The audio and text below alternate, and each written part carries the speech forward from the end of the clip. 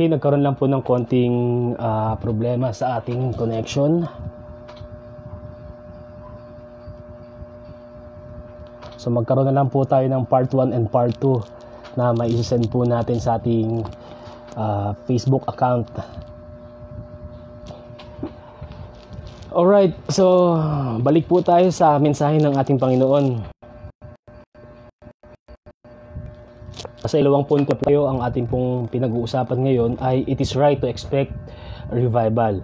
So may maraming mga tao na kung saan hindi lang nanalangin ng revival because inasahan pa nila na ang Diyos ay gagawa ng revival ng dakilang pagkilos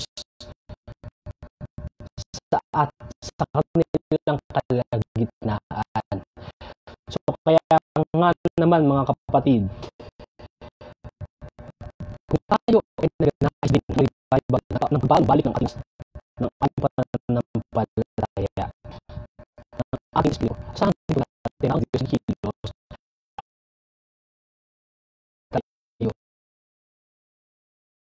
Diyos sama. Kasi nga, kung tingnan po natin,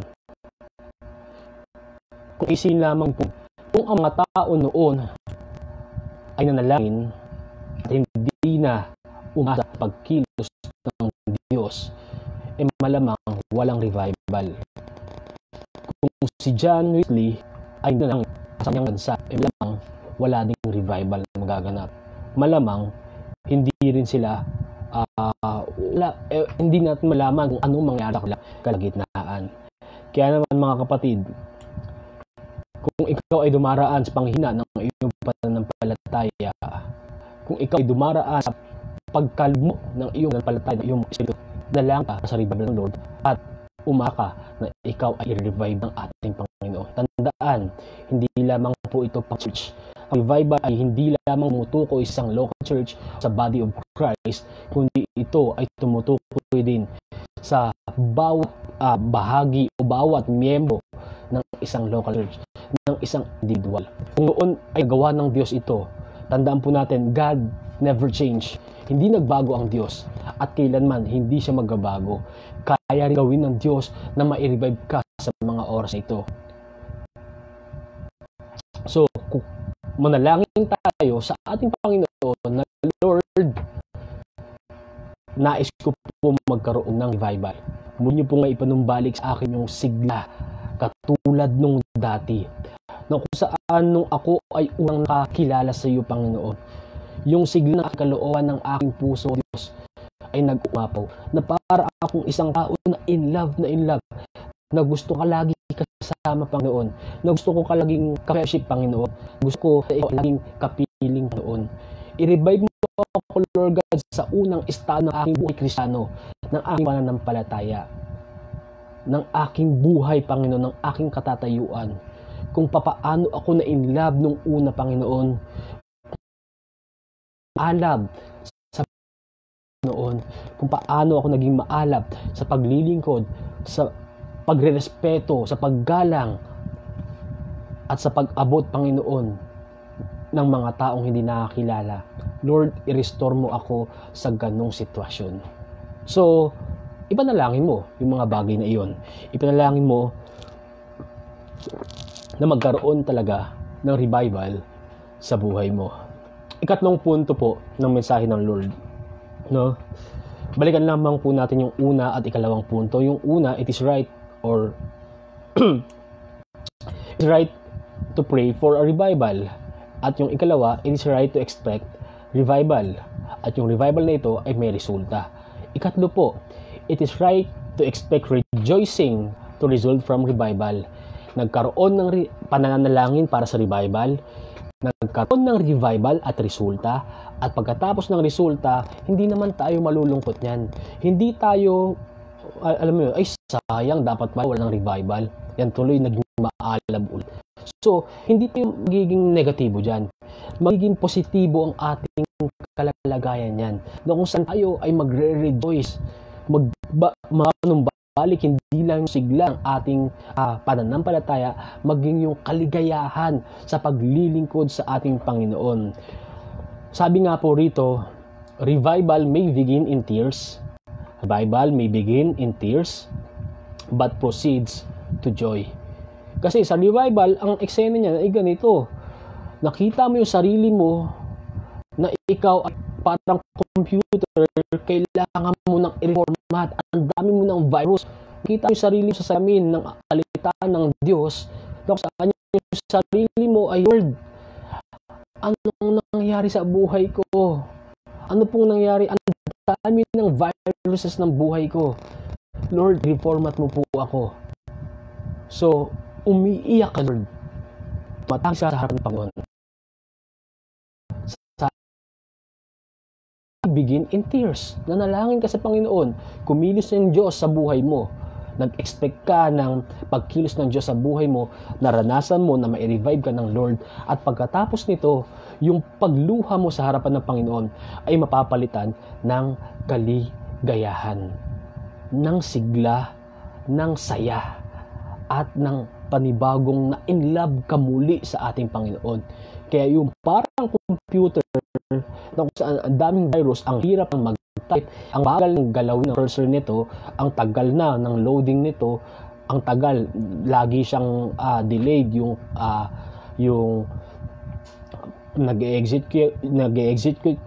execute ka ng isang software, hindi siya nagpa-function ng maigi, so kailangan na nga i-reformat. At nung na-reformat na yung computer, ang bilis nang gamitin, ang smooth na ng paggamit mo sa computer. So ayun ay nanumali sa original, sa dating estado o kalalagayan ng isang computer. So ganun din tayo. Lord, yung buhay ko po ay inyo pong baguhin. Lord, ang buhay ko po ay inyo pong i-revive muli at ipanumbalik niyo po ako sa una ko pong estado nung ako ay unang nakakilala yun. Ako kapag sinasariwa ako yung mga panahon na nakakilala ako sa Panginoon, sarap ang alam yun, ang dabihan na gabi na pupunta sa church, kahit wala kayong group, andun sa church, kahit wala kang activity, pumunta sa church, gusto mong mag-worship lang sa kapatid mo, kundi siyempre sa lahat sa Panginoon, gusto mong makarinig ng mga testimonies na makatira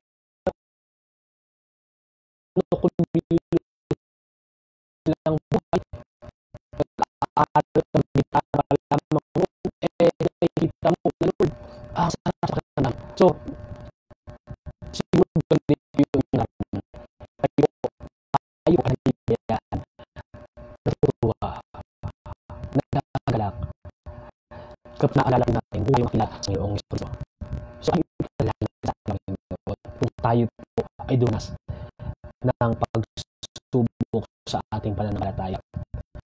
Kung po dumaranas ng kapagpuran, dumaranas na kung saan lulubog tayo, ipanalangin natin na Lord, balik niya ang aking buhay, original na itong kopit na sa Diyos. So, mamaya, after ng mensahe ng Panginoon, try nating i-reminisce yung mga pangyayari nung tayo ay unang-unang nakakilala sa Panginoon. Try nating alalahanin, sariwain sa ating mga love, yung init, yung passion natin na paglingkuran, pag-usapan ang Diyos. Hindi yung pag-usapan yung ating mga sarili, hindi pa sa ating limits, pag-usapan yung achievements ng Lord na ginawa niya sa buhay mo. So medyo nawawala tayo dahil ang focus natin ay yung bagay-bagay na madalas lang nating nakikita. Nawala tayo sa focus na kung saan ang Lord ang dapat nagiging bida sa ating mga buhay. So, ang sarap lamang po sa pakiramdam, no? Parang gusto ko lang i-share yung dati na nakakilala ko pero limitado lamang po yung ating oras. So, ganun pa man, alam ko naman meron din po kayo mga kanya-kanyang mga experiences sa Lord at mga kanya-kanyang mga karanasan na kung saan kayo po ay unang nakakilala sa Lord. It is right to expect rejoicing to result from revival. From tears to joy. Magmula sa pagluha, paghihinagpis, pagsisisi, pinapalitan niya ng kaligayahan, ng kagalakan. Pero sabi nga din po rito, Christians who is continually grieving over their past sins does not fully understand the grace of God.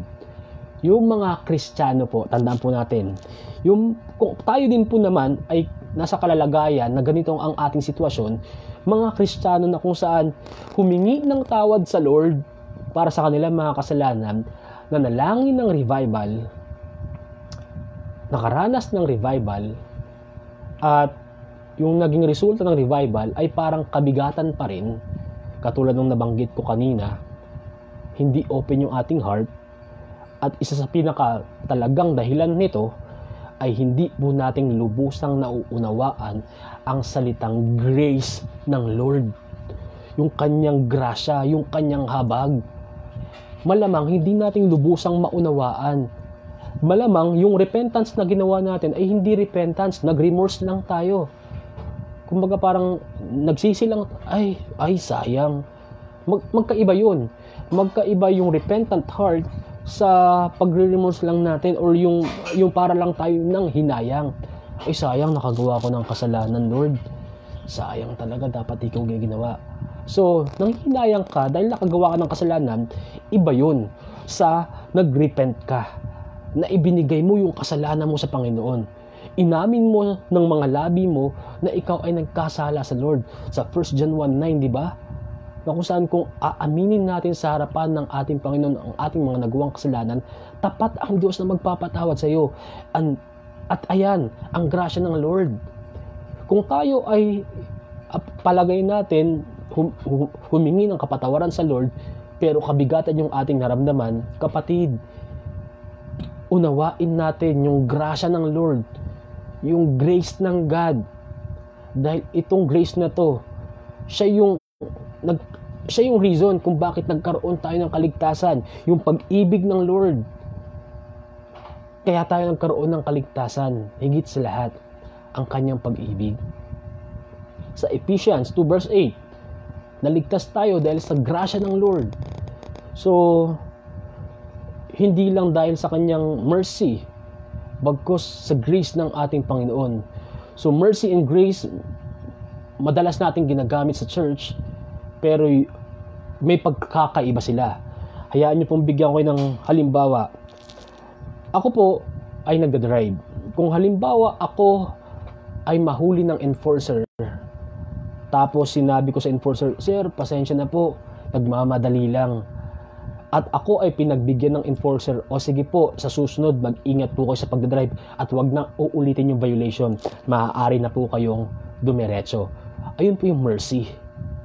Eto naman yung grace. Hinuli ako ng enforcer at sabi ko, "Enforcer, patawad po. Nagmamadali lang po talaga ako."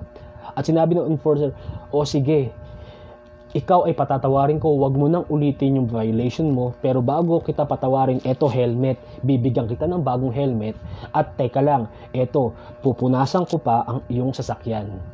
Ayun yung grace. Nag-uumapaw sa pagkilos ng Panginoon. Kaya kapatid, unawain natin yung grasya ng ating Panginoon. Sapagkat kapag lubusan natin itong naunawaan, hindi na tayo malilin lang ng kaaway patungkol sa ating mga lumang kasalanan.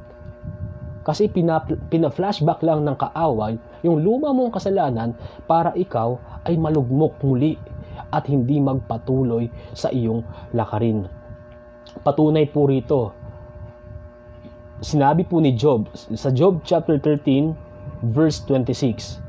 Tagalog na lang, medyo maganda yung version ng Tagalog, may pagka may patula yung kanyang dating. Sabi niya po rito, pero bago ko muna basahin, si Job po ay may mga nakakausap nung panahon na siya ay dumaranas ng pagsubok. Nakausap niya si Eliphaz, si Zophar, yung kanyang mga kaibigan, kanyang asawa, 'di ba? To the point na pinapasumpa ng kanyang asawa ang Diyos sa kanyang buhay. Sumpain mo na yung Diyos mo na pinaglilingkuran. So, marami po siya nakakausap. Hindi ko lang matukoy kung sino yung particular na tao o na grupo ang kausap niya rito. Pero ito ang tugon ni Job.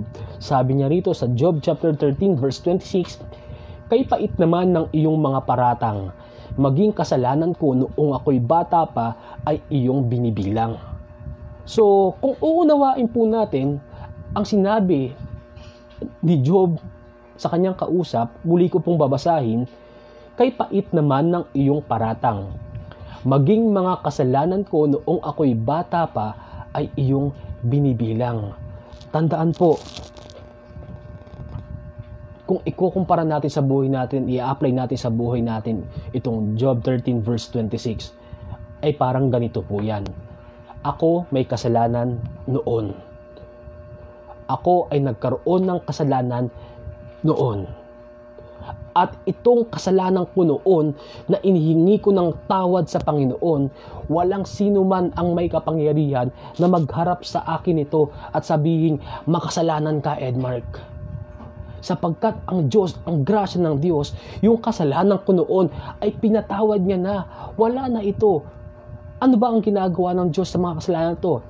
Inaalis niya ang kasalanan sa ating buhay at binigyan tayo ng bagong buhay. Kaya yung kasalanan ko noon, walang sino man ang pwedeng magsabi na, "Edmark, makasalanan ka. Bakit ka naglilingkod sa Diyos?" Na, "Edmark, makasalanan ka. Ginawa mo itong kasalanan na to. Nakita kita noon. Nagmura ka, nagnakaw ka. Ginawa mo itong mga kasalanan noon. Nagkating ka, nang away ka. Maraming bagay ang ginawa mong kasalanan. Bakit nandiyan ka at ikaw ay nagpapahayag ng salita ng Diyos? Makasalanan ka." Kapatid, yung kasalanan ko noon, hindi nyo na pwede o hindi na natin pwedeng iharap sa mga oras na to sa ngayon.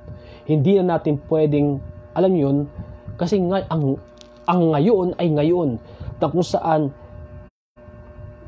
bagong nilalang tayo, na kung saan ang pagkilos ng Diyos sa ating buhay ay nagpapatuloy. Hindi tayo pinatawad ng Lord sa ating mga kasalanan noon at hindi niya ito ibabalik sa atin sa ngayon. Ikaw nga, anak ito yung ginawa mo Hindi po. Ang grasya ng Lord ay yung total pardon niya, yung alam niyo, yung kabuuang pagpapatawad, kabuuang paglilinis, na ikaw ay marumi pero nilinis ka ng Lord, buong buo, walang labis, walang kulang, buong buo na ikaw ay pinatawad ng ating Panginoon. Kaya naman, binigkas to ni Job. Sabi niya, "Kay pait naman ang iyong mga paratang, maging mga kasalanan ko noong ako'y bata pa ay iyong binibilang." So kahapon, mas bata ako kahapon kaysa ngayon. Kasi ilang oras nang lumipas, mas matanda ako ng ilang oras sa katatayuan ko kahapon. Kung may kasalanan ako kahapon at hiningi ko ng tawad sa Lord yung mga kasalanan ko kahapon at nilinis niya ako at yung estado ko ngayon ay malinis sa harapan ng Panginoon, walang sino man ang pwedeng magharap ng kasalanan ko kahapon sa akin. Ganon din po sa bawat isa sa atin. Kaya naman mga kapatid, kung tayo ay humiling ng revival sa Lord at nabigatan tayo, kapatid, unawain natin yung mensahe, yung habag ng Diyos, yung kanyang grasya na ibinigay sa atin. Eto yan, pinatawad ka ng Diyos, binago ka ng Diyos, at nire-revive ka ng Diyos. At i-enjoy mo yung revival na ibinigay sa iyo ng Diyos. Huwag mong hayaan na ang kaaway ay patuloy na iharap sa iyo ang mga kasalanan mo na pinatawad ng Diyos. Wala na yun, kapatid. Pinatawad na ng Diyos ang kasalanan iyon. Kaya wala nang maihaharap sa iyo ang kaaway na kasalanan mo noon. Ang problema lang, nalilin lang tayo kung minsan. Alam nyo, na uma-agree tayo sa mga bulong ng kaaway sa atin kung minsan. Kaya naman ang tendency nito, ang resulta nito, ay yung balikat natin na puno ng sigla, nalulugmok tayo. Dahil hindi natin lubusang nauunawaan ang grace ng ating Panginoon. Kung tayo ay nanalangin para sa revival, isa lang nangyari sa atin, naging bitter person po tayo. Mapait yung ating naranasan. kay pait-pait ng ating naranasan. So, kung tayo ay nag-pray ng revival at hindi tayo naging bitter person, tayo po ay magiging better person sa harapan ng ating Panginoon. At hindi dahil lang sa atin, kundi dahil sa pagkilos ng Diyos sa buhay mo, sa buhay ng bawat isa sa atin. Kaya naman, bilang pangwakas, bilang conclusion sa mensahe ng Panginoon, kung tayo po ay nagnanais ng revival, syempre, kailangan po nating ipanalangin ito. If you really want for a revival, you have to pray for it. You have to expect a result of it and enjoy the fruit of revival. Mag-rejoice tayo. Mag-rejoice tayo sa harapan ng Panginoon. Final question ay ito. Are you willing to let the revival begins in you? Willing ka ba na magkaroon ng revival ang buhay mo sa mga oras na to? Narito po ang ating Panginoon, handang kumilos sa iyong kalagitnaan. Tandaan po natin, ang revival hindi lamang po siya nakakulong sa body of Christ. Hindi lamang po siya nakakulong sa isang local church. Kundi pwede rin maganap ang revival sa bawat individual, sa bawat pananampalataya, sa bawat nagnanais na mapanumbalik ang kanilang dating pag-ibig, ang kanilang dating sigla. Tayo po mga kapatid ay yumuko at muling lumapit sa ating Panginoon sa pamamagitan ng panalangin. Panginoon, salamat o Lord sa mga oras na to na iyong pinagkaloob sa aming kalagitnaan. Salamat po o Diyos sa iyong mensahe about revival o Lord God, na kung saan yung word na revival, may mga pagkakataon at may pagkakataon sa aming buhay na nakulong ang word na revival sa isang kahulugan. Ngunit sa mga oras na ito, Panginoon, nalaman po namin, Panginoon, sa iyong mensahe na hindi lamang po pala sa isang local church ang revival. Hindi lamang po pala sa body of Christ ang revival. Bagkus, pwede rin ito, Panginoon, ma-experience ng isang individual, Panginoon. Ng bawat individual, Panginoon. Kaya, Lord, maraming po namin na ang lahat ng mga dakilang gawa mo ay maititrace back, O Lord God, sa pananalangin. Kaya, Lord God, lumalapit po kami sa inyo, Panginoon, at humihiling, O Diyos, na kung sino man sa amin, Lord God, yung nangangailangan ng revival, mapanumbalik nyo nawa, Panginoon, ang sigla, O Diyos, ng aming pananampalataya. Makita nawa po namin, ma-experience po nawa namin, Panginoon, ang resulta ng pagpapanumbalik ng aming sigla. At higit sa lahat, Panginoon, ma-enjoy po namin, ma-enjoy, Lord God, ng bawat isa sa amin, O Diyos, yung kagalakan ng kaligtasan na ibinigay mo sa amin, Panginoon. Kaya, Lord God, kumilos ka po, Panginoon, sa mga kapatiran, sa mga membro ng aming church, sa mga kapatid po namin sa pananampalataya na nananalangin, humihiling, O Diyos, ng revival para sa kanilang mga personal na buhay. Kumilos ka po sa bawat isa po sa amin, O Lord God, at maging Panginoon, kahit kami, Lord God, ay iwahiwalay, hindi magkakasama, nawa, Panginoon, ang pagkilos mo, O Diyos, ay patuloy, Lord God, na sumaamin, O God. At tunay nga po, Lord God, pawang kapurihan mo lamang, O Diyos, ang aming maiaalay sa iyo. Pawang ikatataas lamang, O Diyos, ng iyong pangalan, ang aming masambit, Panginoon, at ang aming maialay sa iyo, O Diyos. Maraming salamat, Lord. Patuloy, Panginoon, salamat sa mga oras na to. At muli, Lord God, hinihiling po namin na loobin mo nawa na iyo pong pagbuhos, Lord God, ng iyo pong pagkapala sa buhay ng bawat isa sa amin, Panginoon. Iyo pong protection, O Lord God, laban sa anumang uri ng kapahamakan, aksidente ng COVID-19, O Lord. At patuloy, Lord God, ang protection mo, Panginoon, pag-ibig mo, blessings mo, Lord God, sa bawat aspeto, O Diyos, ng aming mga buhay. Ang iyo nawa, Panginoon, loobing maibuhos, O Diyos, sa aming kalagitnaan. Maraming salamat po, O Diyos. Sa iyo po ang papuri at pasasalamat sa pangalan ng iyong anak na Jesu Kristo, kalakip, Lord God, ng iyo pong banal na Espiritu. Amen, amen, and amen. So maraming salamat po, mga kapatid. Purihin po ang Diyos sa kanyang salita. So pasensya na kanina at naputol yung ating video. So part 1 na lamang po iyon. Ito po ay part 2. So maraming salamat. Pagpalain po tayo ng ating Diyos.